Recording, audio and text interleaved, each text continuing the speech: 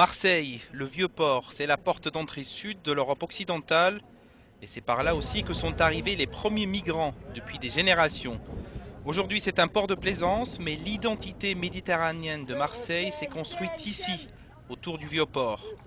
Selon l'historien et journaliste Jean Coutrouchy, la cité phocéenne n'a pas attendu Nicolas Sarkozy et son projet d'union pour la Méditerranée pour échanger avec ses voisins du Sud. Marseille, c'est une ville presbyte, c'est le contraire d'une myope. C'est-à-dire, elle n'a pas d'arrière-pays, elle a toujours regardé vers le large. Parce que d'abord, la ville lui est venue du large, puisque ses fondateurs sont venus d'ailleurs. Et depuis sa fondation, elle a toujours commercé. Des échanges visibles dans les rues de Marseille. Et même si tout n'est pas parfait, les différentes communautés arrivent tout de même à vivre ensemble. La ville semble avoir produit un modèle unique de melting pot. Nous sommes ici dans le quartier du Panier, l'un des plus vieux de France. Ce ne sont plus les Italiens du début du XXe siècle, puisqu'ils se sont, intégrés, et deux, ils sont montés dans l'échelle sociale. Mais il est évident que ce sont les immigrés de notre temps. Ce quartier, de toute façon, a toujours été une espèce de mosaïque multiraciale, multiconfessionnelle. Une mosaïque ethnique avec un dieu unique, l'OM, l'Olympique de Marseille, le club de foot de la ville.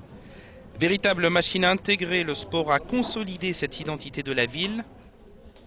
Et l'uniforme ici, c'est le maillot du club. Un maillot aussi célèbre à Alger, Tanger ou Istanbul que sur le Vieux-Port. Nicolas vit à Marseille depuis 6 ans et ce qui a frappé cet ancien Parisien à son arrivée, c'est la très forte identité méditerranéenne de Marseille. Il y a une vraie identité marseillaise, c'est-à-dire qu'on est marseillais avant d'être français, d'être espagnol, d'être algérien, d'être tout ce que vous voulez. On est marseillais et ça se resserre encore plus dans les travées du Vélodrome.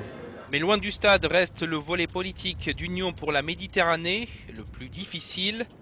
La dernière tentative d'union de la Méditerranée remonte au processus de Barcelone en 1995. Un échec. Pas assez ambitieux, le processus a été essentiellement piloté du nord, sans associer les pays sud de la rive méditerranéenne.